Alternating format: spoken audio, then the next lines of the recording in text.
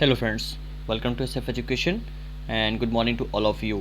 आज हम current affair through MCQs की सीरीज़ में 24 सितंबर के करंट अफेयर को डिस्कस करेंगे और इस वीडियो में हम अपनी द हिंदू और पीआईबी की जो करंट अफेयर की सीरीज़ है उसी को आगे बढ़ाएंगे ताकि जो आपका प्रीलिम्स में जो करंट अफेयर का पोर्शन है वो बहुत ही आसानी से क्लियर हो सके, जहाँ पे ज़्यादा से ज़्यादा चीज़ें जो करंट से पूछी जाती हैं। ठीक है, तो पूरा वीडियो को लास्ट तक देखना है, वीडियो को स्किप मत करिए, अदरवाइज जो एक डीप एक्सप्लेनेशन बीच में दिया जाता है वीडियो के आंसरिंग होने के बाद वो आपके उसमें से निकल जाएगा और जब आप फिर पेपर में जाएंगे और वहाँ पे जब इसको अटैम्प्ट करेंगे तो वहाँ पर प्रॉब्लम होगी, आप बोलेंगे हमने इसको पढ़ा नहीं, क्योंकि वहाँ पे फिर आपको एक क्लैरिटी माइंड पे नहीं होगी। आई होप कि आप ये सारी जो छोटी छोटी जो चीज़ें हैं ये सारी चीज़ों को बहुत ध्यान रखेंगे, क्योंकि इन्हीं सब चीज़ों के कारण फिर प्रॉब्लम वहाँ पे जनरेट होती है और इनको जितना जल्दी रीड ऑफ कर सके उतना ही अच्छा है। ठीक है, चलिए मार्किंग स्कीम को समझ लेते हैं। मार्किंग स्कीम में ये है कि आपको 10 में से 6 क्वेश्चन को करेक्ट करना है ताकि आप एक सेफ जोन पे फॉल करिए, और जो प्रीलिम्स का जो क्राइटेरिया है कि आपको 60% एग्ज़ाम क्रैक करके आगे बढ़ जाना है उतना ही आपको वो मतलब करेक्ट हो जाएगा। ठीक है, तो अगर जिन क्वेश्चनों पे आपको डाउट लगता है 60% के लिए, लेकिन अगर ये याद रखिएगा, लेकिन 1/3 जो मार्किंग वहाँ पे होती है उसको आप कर लीजिएगा ताकि यहाँ से आपकी एक रेगुलरिटी कुछ 10-15 दिन बनी रहे। जो 4 तारीख को जो आपका एग्ज़ाम है, जैसे आज 10 ही दिन बचे हुए हैं, ठीक है, 10वें दिन ही आपका एग्ज़ाम है। ठीक है, तो कुछ 5-6 दिन बहुत ही अच्छे से रिवाइज़ करिए। टेंशन नहीं लेना एग्ज़ाम के पहले कि मेरा एग्ज़ाम निकलेगा कि नहीं निकलेगा। Okay, don't take any tension, बढ़िया फ्री माइंड से होकर पेपर देने जाना है ताकि बहुत ध्यान से आपका एग्ज़ाम निकल जाएगा। ठीक है, बिल्कुल टेंशन नहीं लेना है। और 10 में से 6 क्वेश्चन को करेक्ट करिए, करेक्ट नहीं होते हैं तो टेंशन नहीं लेना है। एक बार फिर से वीडियो को हाफ एन आवर के बाद रिवाइज़ करना है और 24 आवर्स के बाद सभी को एक बार रिवाइज़ करना है। ठीक है, कोशिश करिए कि रिवाइज़ करते रहिए। कितना समय लगता है वीडियो को एक बार डाउनलोड कर लीजिए और ज़्यादा बेटर है। ठीक है, अपने हिसाब से इसको फटाफट स्किप भी कर सकते हैं आप। ठीक है, चलो तो फिर आज के फर्स्ट क्वेश्चन को देखते हैं। फर्स्ट क्वेश्चन है, consider the following statement regarding the national council of education research and training. ठीक है, एनसीईआरटी के ऊपर 2 स्टेटमेंट हैं, बताना कौन सी स्टेटमेंट करेक्ट है। First, it is a statutory autonomous organisation of the government of India, कि एक स्टैचुरी ऑटोनमस ऑर्गेनाइजेशन है गवर्नमेंट ऑफ इंडिया की। Second, its objective include organising pre service and in service training of teacher, कि ये इसका objective है कि include करना, जो भी ऑर्गेनाइज करना प्री सर्विस मतलब सर्विस के पहले आप एनसीईआरटी का कुछ लाभ ले सकते हैं, टीचर्स को देना, और इन सर्विस सर्विस के बाद भी उनकी ट्रेनिंग में, टीचर्स की ट्रेनिंग में एनसीईआरटी का योगदान होना चाहिए, इसका ऑब्जेक्टिव है। तो कौन सी स्टेटमेंट करेक्ट है? Option A 1 only, option B 2 only, option C 1 and 2 and option D none of the above. Video को पॉज करके आंसर दीजिए, फिर डिस्कस करते हैं।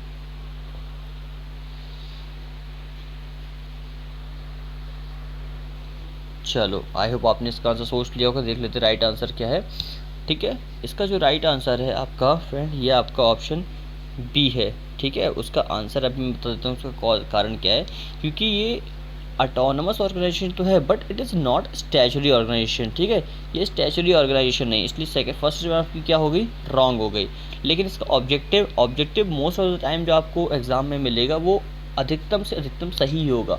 तो प्री सर्विस और इन सर्विस के अंदर एक अच्छी खासी ट्रेनिंग पहुंचाना, ये इसका ऑब्जेक्टिव है। इसलिए राइट आंसर क्या हो गया? राइट आंसर आपका बी हो गया। आई होप आपको अच्छे से समझ में आ रहा होगा। अब हम समझ लेते हैं कि national council of educational research and training है, ये एक ऑटोनमस ऑर्गेनाइजेशन है जिसको 1961 में सेटअप किया गया था गवर्नमेंट ऑफ इंडिया के जरिए, ताकि असिस्ट किया जा सके, ठीक है, एंड एडवाइस की जा सके सेंट्रल और स्टेट गवर्नमेंट को उनकी पॉलिसीज़ में और उनके प्रोग्राम में, और ताकि जो क्वालिटेटिव इम्प्रूवमेंट है स्कूल एजुकेशन में उसको और ज़्यादा बढ़ाया जा सके। तो एनसीईआरटी बहुत ही इंपॉर्टेंट है and very must. I hope आप सभी ने अपनी एनसीईआरटी कंप्लीट कर ली होगी ताकि आपका एक बेसिक लेवल जो है ना वो अच्छे तरीके से क्लियर हो जाए। कुछ और भी इसके ऑब्जेक्टिव है वो भी देख लीजिए, कि अंडरटेक करना, प्रमोट करना और कोऑर्डिनेट करना रिसर्च इन एरियाज़ में रिलेटेड टू स्कूल एजुकेशन की। जो स्कूल एजुकेशन से रिलेटेड कुछ एरियाज़ है वहाँ पे आप प्रमोट कर सकते हैं, बच्चों को कोऑर्डिनेट उनके साथ अच्छे तरीके से कर सकते हैं, अंडरटेक करवा सकते हैं अच्छे तरीके से वर्क को। ठीक है, ऑर्गेनाइज करना pre service and in service training of teachers की, ये भी हमने पढ़ा। और प्रीपेयर करना, publish model text book, supplementary material, journals and develop educational kits, multimedia digital materials etcetera. इन सभी चीज़ों को डेवलप करना, ताकि क्या करना, एक अच्छा खासा एनसीईआरटी का जो फोल्डर है वो अच्छे तरीके से आपको मिल सके और एक कोऑर्डिनेशन अच्छा बन सके। ठीक है, इसलिए ज़रूरी है। चलिए नेक्स्ट क्वेश्चन पे चलते हैं। नेक्स्ट है, which of the following institution publishes the world energy outlook report. अभी recently world energy outlook report को पब्लिश किया गया है, तो कौन सा ऑर्गेनाइजेशन है जो इसको पब्लिश करता है? Option A international energy agency, option B international solar alliance, option C ministry of new and renewable development, and option D develop international renewable energy agency. So video को पॉज करिए, answer दीजिए, फिर हम इसके बारे में डिस्कस करते हैं।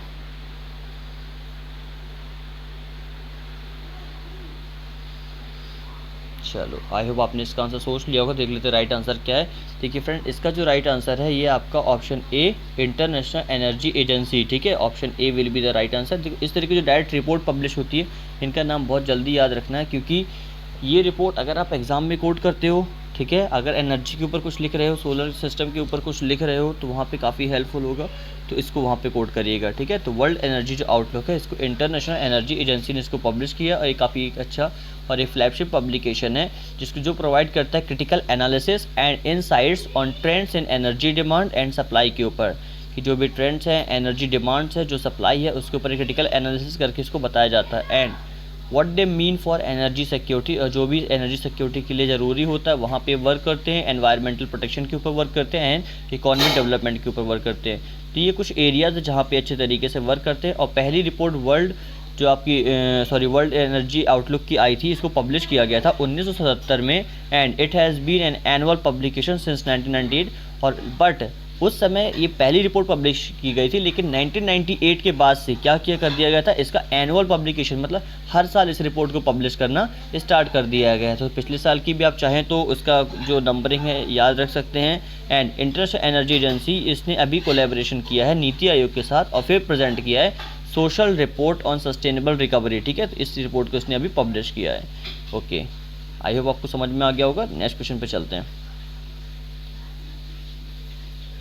नेक्स्ट है the minimum support prices are announced by union government for which of the following crops. तो इनमें से कौन सी क्रॉप है जिनके लिए मिनिमम सपोर्ट प्राइस, ठीक है।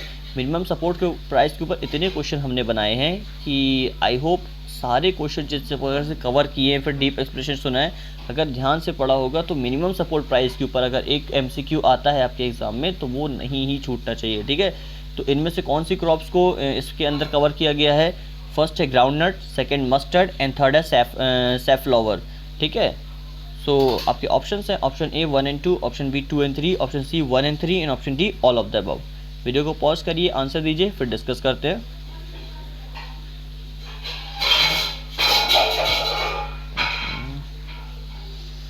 चलो देख लेते राइट आंसर क्या है। देखिए, groundnut, mustard and saffron, ये तीनों ही ऐसी क्रॉप्स हैं जिनको मिनिमम सपोर्ट प्राइस के अंदर कवर किया जाता है, ठीक है। तो ये आंसर आपका क्या हो गया? Answer will be D. अब कुछ और चीज़ समझ लेते हैं। देखिए, मिनिमम सपोर्ट प्राइस क्या होता है? मिनिमम सपोर्ट प्राइस वो प्राइस है जो गवर्नमेंट निर्धारित करती है फार्मर्स के लिए, ताकि इस रेट से कम में उनका प्राइस नहीं खींचेगा। जस्ट लाइक समझ लीजिए कि 12 रुपये किलो वो क्या कर रहे हैं, 12 रुपये किलो गेहूं सरकार ले रही है, और किसी फ्लड के कारण, ठीक है, कोई ड्रॉट आ गया, ठीक है, सूखा पड़ गया, उसके कारण उनकी फसल ख़राब हो गई, और जितनी फसल है उनकी उसको उनको बेचने में काफ़ी प्रॉब्लम जा रही है। तो वहाँ पे क्या होता है, जो मिनिमम सपोर्ट प्राइस होता है, इस प्राइस के ऊपर जो फार्मर्स होते हैं वो अपनी फसल को गवर्नमेंट को बेच देते हैं, उनको क्या कर देते हैं, उनको सेल कर देते हैं। तो इससे उनको भी ज़्यादा लॉस नहीं होता है और एक अच्छा खासा प्राइस उनको मिल जाता है। तो minimum support price is the price which is given by the government to the farmer to क्या करने के लिए, उसको उनकी एक प्रोबेबिलिटी को उनको बनाए रखने के लिए कि आपको इससे कम से प्राइस आपको ज़्यादा आपको नहीं बेयर करना पड़ेगा, ठीक है। तो ये इंपॉर्टेंट है, याद रखिएगा। और cabinet committee on economic affair, जिसको CCEA कहा जाता है, of the union government takes a final decision on the level of MSP and other recommendation made by CAPC, ठीक है। तो जो कैबिनेट एग्रीकल्चर कमेटी होती है, उसकी जो रिकमेंडेशन होती है वो कौन बनाता है? ये आपकी CCEA बनाती है, जिसको cabinet committee on economic affair कहा जाता है, ठीक है। याद रखिएगा, इंपॉर्टेंट है। और यहाँ पे कुछ और फसलों के नाम दिए गए हैं, ये भी याद रख लीजिएगा, देख लीजिए, ठीक है, इंपॉर्टेंट है। चलिए नेक्स्ट क्वेश्चन पे चलते हैं। नेक्स्ट है, consider the following statements regarding the myelin sheath. Myelin sheath क्या होता है? इसके ऊपर 2 स्टेटमेंट है, बताना कौन सी स्टेटमेंट करेक्ट है। First, it is an insulting layer that forms around bones in the body, कि ये एक इंसल्टिंग लेयर होती है, इसको इंसल्ट किया जाता है बॉडी के अंदर जो अराउंड बोन्स, ठीक है, हमारी जो बोन्स होती है, जो हड्डियाँ होती हैं, उसके चारों तरफ इनको लगाया जाता है। सेकेंड है it allows electrical impulses to transmit quickly and efficiently, ठीक है, ये अलाउ करता है इलेक्ट्रिकल इम्पल्सेस को हमारी बॉडी के अंदर ताकि ट्रांसमिट किया जा सके क्विकली और इफिशियंटली, अच्छे तरीके से। तो कौन सी स्टेटमेंट करेक्ट है? Option A 1 only, option B 2 only, option C 1 and 2 and option D none of the above. Video को पॉज करके आंसर दीजिए, फिर डिस्कस करते हैं इसके बारे में।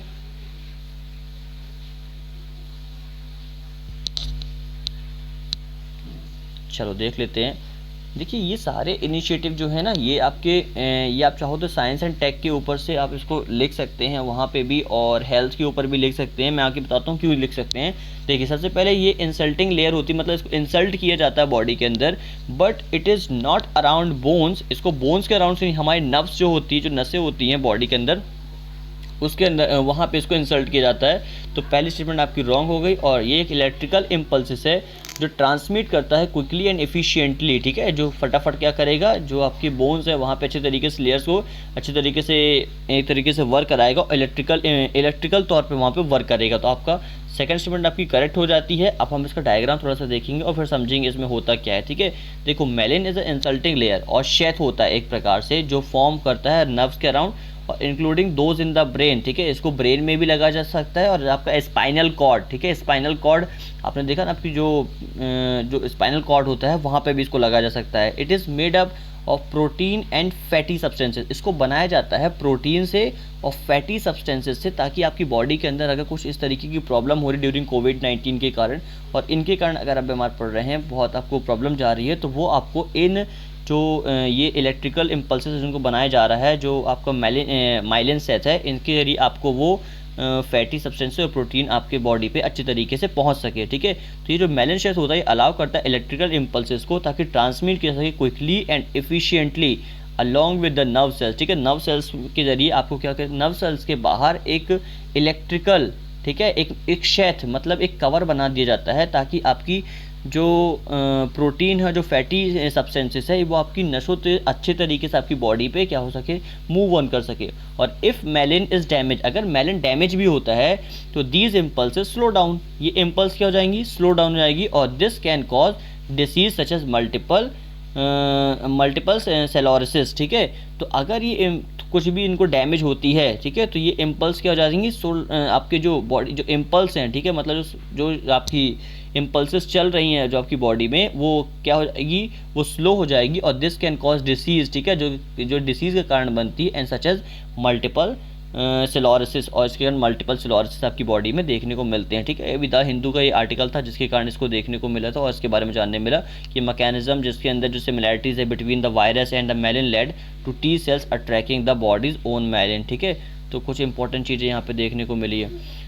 तो जो नर्व है, ठीक है, जैसे ये यहाँ पे देख रहे हैं, ये न्यूरॉन है, ठीक है, ये हमारी बॉडी की जो नसेज होती हैं ये इस तरीके से होती हैं, ठीक है। इनके अंदर क्या किया जाएगा, ये मेलिन शेथ है, ठीक है, ये मेलिन शेथ का कवर है, इनको इस न्यूरॉन्स के अंदर ये जो होती है इनके अंदर क्या कर दिया जाता है, कवर कर दिया जाता है, ताकि जो फैटी और जो आपका न्यूट्रिएंट सब्सटेंसेस होता है वो बॉडी के अंदर अच्छे तरीके से मूव ऑन कर सके, पार्सल हो सके, ठीक है। तो ये देख रहे हैं, ये नर्व सिस्टम होता है इस तरीके से, जो हमारा उसके अंदर से जो नशे निकलती है उसके अंदर इस तरीके का सपोर्ट इसको प्रदान किया जाता है, ठीक है। तो ये इंपॉर्टेंट है, याद रखिएगा। नेक्स्ट क्वेश्चन पे चलते हैं।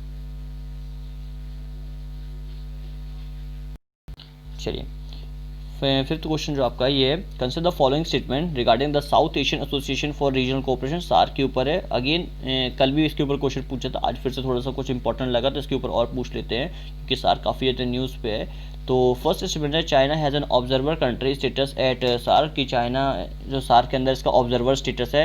एंड सेकंड है, साउथ एशियन यूनिवर्सिटी जो SAU है is an international university establish by the SAARC member, कि जो साउथ एशियन यूनिवर्सिटी है इसको सार्क मेंबर द्वारा इस्टेब्लिश किया गया है। तो कौन सी स्टेटमेंट करेक्ट है? Option A 1 only, option B 2 only, option C 1 and 2 and option D none of the above. Video को पॉज करिए, आंसर दीजिए, फिर डिस्कस करते हैं।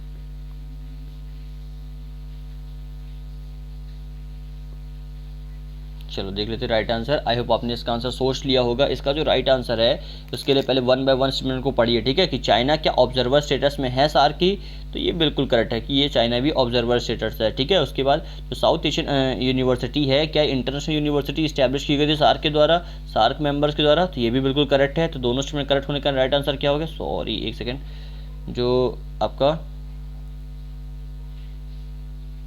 ठीक है, एक सेकेंड, जो राइट आंसर हो गया ये आपका option C will be your right answer, ठीक है, ये याद रखिएगा, इंपॉर्टेंट है। अब कुछ और चीज़ें सार्क के बारे में समझते हैं, फिर से एक बार समझते हैं, क्योंकि जितना ज़्यादा पढ़ेंगे सार्क के बारे में, सारी जो भी आपके मन में क्लैरिटी है वो और ज़्यादा अच्छे से बनती जाएगी और जो मिसकंसेप्शन है वो दूर होते जाएंगे। तो जो South Asian Association for Regional Cooperation was established with the signing of the SAARC charter in Dhaka, ठीक है, ढाका में जो बांग्लादेश के अंदर है वहाँ पे चार्टर साइन किया गया था इसको इस्टेब्लिश करने के लिए 8 दिसंबर 1985 को। तो सार्क कंप्राइजेज, सार्क के अंदर 8 कंट्रीज आती हैं, Afghanistan, Bangladesh, Bhutan, India, Maldives, Nepal, Pakistan and Sri Lanka. Map में भी देखेंगे समझ में आ जाएगा, और मैप में नहीं देखेंगे तो आपको नाम मैं एक इन्फोग्राफी समझ जाता हूँ कि जो सेक्रेटरीट हैं एसोसिएशन के वो सेटअप इन काठमांडू, इसका सेक्रेटरीट ऑफ एसोसिएशन कहाँ सेटअप किया गया है, काठमांडू में 17 जनवरी 1987 को इसको सेटअप किया गया था, ठीक है।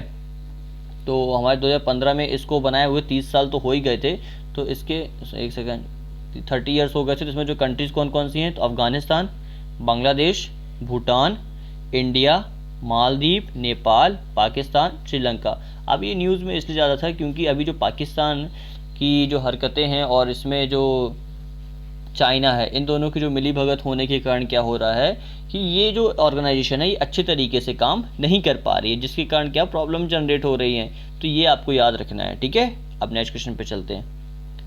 नेक्स्ट है कंसीडर द फॉलोइंग स्टेटमेंट, ठीक है, 2 स्टेटमेंट हैं, बताना कौन सा स्टेटमेंट करेक्ट है, फिर डिस्कस करेंगे।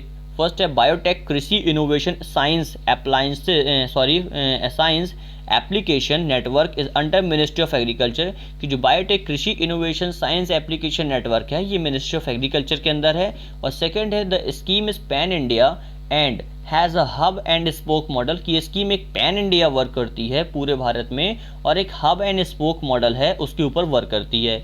तो कौन सी स्टेटमेंट करेक्ट है, option A 1 only, option B 2 only, option C 1 and 2 and option D none of the above.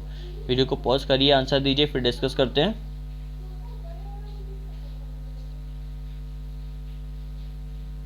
चलो आई होप आपने इसका आंसर सोच लिया होगा। देखिए राइट आंसर क्या है, देखिए फर्स्ट स्टेटमेंट को पढ़ लेते हैं। क्या ये स्कीम मिनिस्ट्री ऑफ एग्रीकल्चर के अंदर आएगी, देखिए अगर बायोटेक कृषि इनोवेशन और जहाँ इनोवेशन की बात होती है वहाँ पे तो ये तो आएगी ही आएगी नहीं, ठीक है। कौन सी आएगी, ministry of science and technology, ठीक है, जो डिपार्टमेंट ऑफ साइंस और टेक के मतलब जिसके अंदर department of science and tech work करता है वो इसके लिए काम करता है। तो यहाँ मिनिस्ट्री कौन सी आएगी, ministry of science and technology ये आएगी, ठीक है। तो पहली स्टेटमेंट आपकी रॉन्ग हो गई। सेकंड, क्या ये पैन इंडिया स्कीम है पूरे भारत के लिए और इसके अंदर जो मॉडल यूज़ किया जाता है वो spoke and hub model use किया जाता है, ठीक है। तो ये बिल्कुल करेक्ट है। तो सेकंड स्टेटमेंट आपकी करेक्ट हो गई, तो B will be your right answer. अब हम समझेंगे इसके बारे में कुछ और चीज़ें। देखिए बायोटेक कृषि इनोवेशन साइंस एप्लीकेशन नेटवर्क, जिसको बायोटेक किसान कहा जाता है, ठीक है। बायोटेक किसान मतलब जब आप खेती किसानी के ऊपर, ठीक है, अगर हिंदी मीडियम से हैं उसके ऊपर कुछ लिखते हैं, ठीक है, और फार्मर्स के डेवलपमेंट के ऊपर लिखते हो, तो इस तरीके के जो इंपॉर्टेंट इनिशिएटिव इनको आप डाल सकते हो कि डिपार्टमेंट ऑफ बायोटेक्नोलॉजी का जो इनिशिएटिव है जो ministry of science and technology के अंदर आता है, जो एम्पावर करता है फार्मर्स को, कि स्पेशली वुमेन फार्मर को। इट एम्स, इसका एम है कि अंडरस्टैंड करना प्रॉब्लम्स को वाटर की, सॉइल की, सीड की, मार्केट की जो फेस की जा रही है फार्मर्स के द्वारा और प्रोवाइड करना उनको सिंपल सोल्यूशन उन सभी प्रॉब्लम्स का।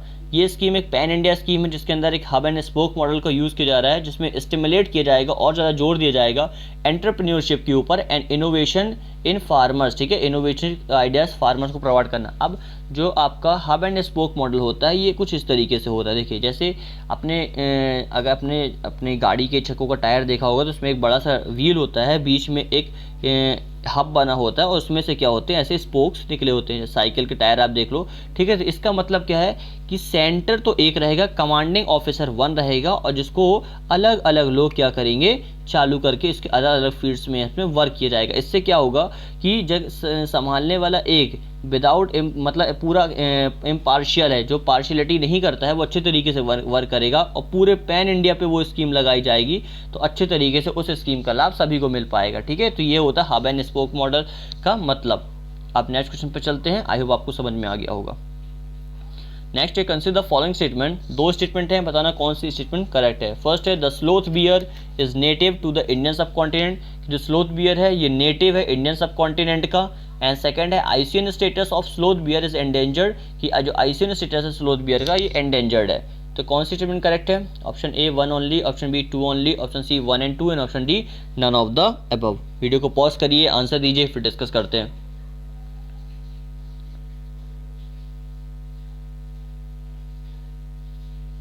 चलो आई होप आपने इसका आंसर सोच लिया होगा। देख लेते राइट आंसर क्या है। देखिए स्लोथ बियर क्या है, नेटिव है इंडियन सब कॉन्टिनेंट में, बिल्कुल ठीक है, इंडियन सब कॉन्टिनेंट में पाया जाता है। और इसका आईसीएन स्टेटस क्या एंडेंजर कैटेगरी का, देखिए ये गलत है। ठीक है, इसका आईसीएन स्टेटस क्या है, ये वल्नरेबल है। ठीक है, इट इज़ वल्नरेबल, ये वल्नरेबल है। तो आपका जो राइट आंसर ये आपका option A will be your right answer. कुछ और चीज़ें इसके बारे में देख लीजिए। जो स्लोथ बियर है ये एंट ईटिंग बियर है, species native to the Indian subcontinent. ये फीड्स खाता है, फ्रूट, एंड्स एंड टर्माइट्स। और इसका जो आईसीएन स्टेटस है ये वल्नरेबल है। और the reason of declining are mainly because of habitat loss and degradation. ठीक है, अभी क्या हो रहा है, धीरे धीरे इनका जो हैबिटेट है वो लॉस होता जा रहा है। ठीक है, जहाँ ये रहते हैं, क्योंकि क्या हो रहा है, जो जैसे प्रॉब्लम जनरेट होती जा रही है, लोग क्या कर रहे हैं, पेड़ पौधों को हटा रहे हैं और वहाँ पे नए नए फैक्ट्रीज बना रहे हैं, कुछ इंपॉर्टेंट कंस्ट्रक्शन कर रहे हैं, जिसके कारण क्या हो रहा है, इनको हटाना पड़ रहा है, दूसरी जगह डालना पड़ रहा है, जिसके कारण क्या हो रहा है, इनको वो जो एक एटमॉस्फेयर जो मिलता था जो पहले, उस तरीके का एटमॉस्फेयर ना मिलने के कारण इनकी मौत होती जा रही है। इसलिए ये न्यूज़ में था, इसलिए इसके ऊपर जो क्वेश्चन हमने बनाया है, ये स्लोथ बियर है, इसका स्टेटस आप याद रखना आईसीएन में ये वल्नरेबल कैटेगरी में आता है। ठीक है, अब नेक्स्ट क्वेश्चन पे चलते हैं। नेक्स्ट है consider the following statement with respect to Chendamangalam sari. तो चंदेमंगलम साड़ी के ऊपर दो स्टेटमेंट हैं, बताना कौन सी स्टेटमेंट करेक्ट है। फर्स्ट है Odisha is having GI tag to Chendamangalam sari, कि ओडिशा ने अभी जीआई टैग दिया चंदेमंगलम साड़ी को। सेकंड है it is recognisable by its puliyila kara border, a thin black line that run side by side with the sari's selvage. ठीक है, कि ये इसको रिकग्नाइज किया जाता है, इसको जाना जाता है, पहचाना जाता है, जो इनका थिन पतला सा ब्लैक लाइन होती है बॉर्डर की, जो रन करती है बिल्कुल side by side with the सारी सैलवेज, मतलब साइड के कोने कोने से। तो कौन सी स्टेटमेंट करेक्ट है? Option A 1 only, option B 2 only, option C 1 and 2 and option D none of the above. Video को पॉज करके आंसर दीजिए, फिर डिस्कस करते हैं।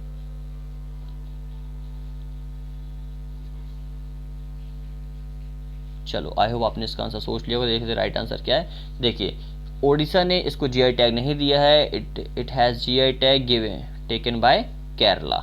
ठीक है, केरला गवर्नमेंट ने क्या किया है, जीआई टैग दिया है चंदेमंगलम साड़ी को। तो पहली स्टेटमेंट आपकी रॉन्ग हो जाती है। सेकंड, क्या रिकग्नाइज किया जाता है, इसका थिन और ब्लैक बॉर्डर जो साइड बाय साड़ी के सैलवेजेस से होके जाता है, ये बिल्कुल करेक्ट है। तो सेकंड स्टेटमेंट आपकी करेक्ट हो गई, B will be your right answer. कुछ और चीज़ें इसके बारे में देख लेते हैं। ठीक है, it has extra weft chuttikara and stripes checks of varying width.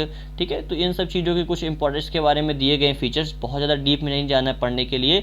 ठीक है, इसको जीआई टैग किसने दिया? केरला गवर्नमेंट ने दिया। इसकी इंपॉर्टेंस क्या है कि जो इसका बॉर्डर होता है साइड बाय साइड, ये किसका होता है, ये ब्लैक कलर का होता है, इसको पुलियाकारा बॉर्डर इसको कहा जाता है। ठीक है, तो ये भी याद रखना, बस इतना काफ़ी है। ये कुछ इस तरीके की दिखती है, और जहाँ ये गोल्डन दिख रहा है इसके बिल्कुल साइड में, और ये कोने कोने से, ठीक है, यहाँ पे ये ब्लैक कलर का बॉर्डर इसके आसपास से जाता है, तो ये आपको याद रखना है।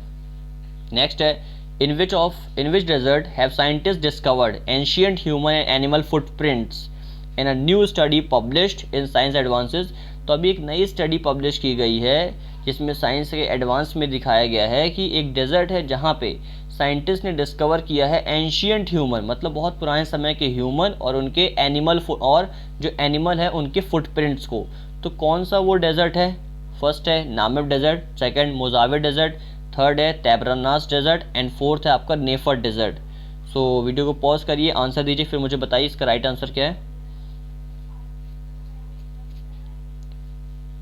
चलो देख लेते राइट आंसर क्या है। ठीक है, आई होप आपने इसका सही सोच लिया होगा। इसका जो राइट आंसर है फ्रेंड ऑप्शन 4 है आपका, मतलब नेफर डेजर्ट एक ऐसा डेजर्ट है जहाँ पे अभी साइंटिस्ट ने स्टडी किया और पाया है वहाँ पे देखा गया है कि एंशियंट ह्यूमन, काफ़ी पुराने समय के जो लोग हैं उनके फुटप्रिंट्स और जो एनिमल फुटप्रिंट्स है उनको वहाँ पे डिस्कवर किया गया है। तो around 1,20,000 years ago in what is now northern Saudi Arabia, जो कहाँ पे है, नॉर्दर्न सऊदी अरेबिया में जो डेजर्ट है, ये small band of Homo sapiens, ठीक है, होमो सैपियंस जो हमारे ही समय के, जिनको मानव को साइंटिस्ट लैंग्वेज में होमो सैपियंस कहा जाता है, stop to drink and forage at a shallow lake, ठीक है, कि वहाँ पे देखा गया है कि जो रुके थे ड्रिंक करने के लिए एक शैलो लेक के पास, that was also frequented by camels, जो उसको कैमल्स के द्वारा फ्रिक्वेंटेड किया जाता है, बफेलो एंड एलिफेंट्स के द्वारा। तो ये जो कुछ एनिमल्स है इनको इनमें बैठ के वो जाते थे ड्रिंक करने के लिए उस शैलो लेक के पास। तो this detail scene was reconstructed by researchers in a new study published in Science Advances में इसको देखा गया है, जिसको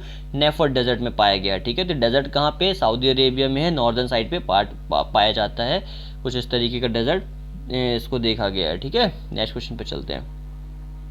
नेक्स्ट है और आज का अंतिम क्वेश्चन है कि इन विच स्टेट मुख्यमंत्री किसान Kalyan Yojana will be started on the lines of प्रधानमंत्री किसान सम्मान निधि। तो प्रधानमंत्री की जो किसान सम्मान निधि योजना है, इसी के हिसाब से इसी को आगे बढ़ाते हुए किस स्टेट ने मुख्यमंत्री किसान कल्याण योजना को शुरू किया है। तो फर्स्ट है बिहार, सेकेंड है आपका Goa, third Madhya Pradesh and fourth Kerala. Video को पॉज करिए, आंसर दीजिए, फिर हम इसके बारे में डिस्कस करेंगे।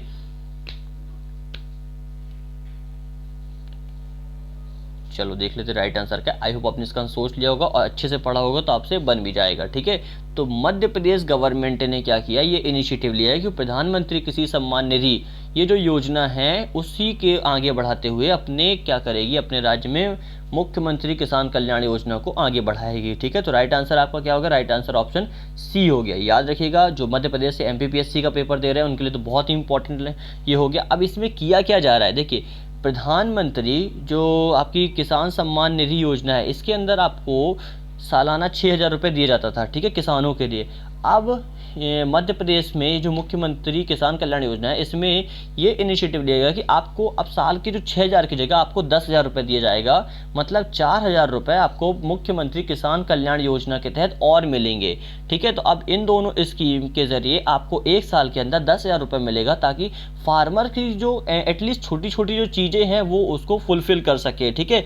जैसे उसको यूरिया लेके आना है, फर्टिलाइज़र लेके आना है, पानी की व्यवस्था के लिए कुछ इंपॉर्टेंट चीज़ें खरीदनी है, बीजेस लेके आना है, जो सीड होते हैं, ठीक है, उर्वरक क्षमता बढ़ाने के लिए कुछ इंपॉर्टेंट चीज़ें खरीदना है। तो इन सभी चीज़ों को वो इन पैसों से एटलीस्ट खरीद सकता है, ठीक है।